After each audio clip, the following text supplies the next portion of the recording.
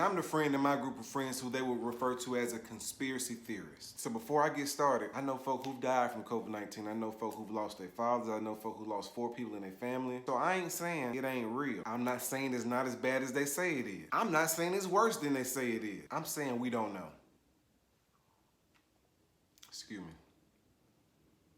Quarantine lives to be a beast. It could be not nearly as bad. It could be way worse than we ever thought it could be. They could be telling you 6 feet apart this whole time when really it's 25 feet. You feel me? If it's so bad you can't stand close to somebody, then why would they let you go to the grocery store?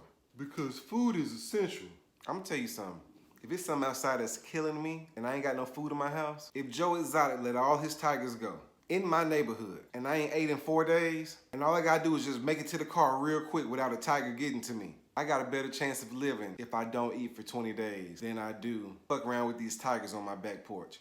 If it's that bad, ain't the cashiers at the worst risk of it all? Hell, couldn't they get it and spread it to everybody in the grocery store? You feel what I'm saying? Now, some would say that all these thoughts is what makes me a conspiracy theorist. And that would be true, except for the fact that I'm looking at a system with a history of doing this. If your sister's in an abusive relationship and she getting her ass whooped by her boyfriend, and she coming to the crib with black eyes and busted lips, but then you have a conversation and he say he gonna quit beating on your sister and your sister say she ain't gonna take it no more.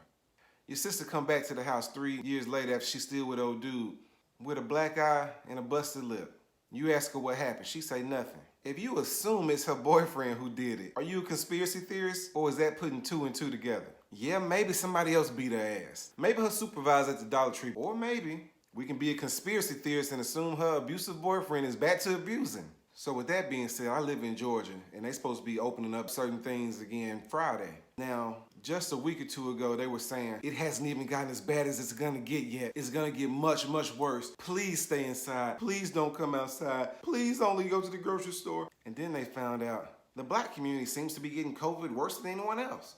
Oh, really? Open this shit back up then. Yeah, get this money.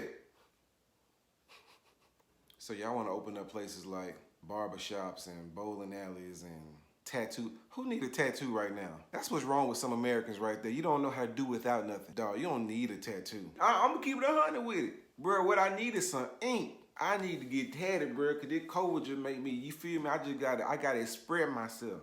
So I just say all that to say, you don't know. This whole 6 feet thing could be 36 feet. Everybody might have it. We don't know because ain't no test. Then the test got corona on them. So if you ain't got corona, you get a test, you fuck around, get corona from the test.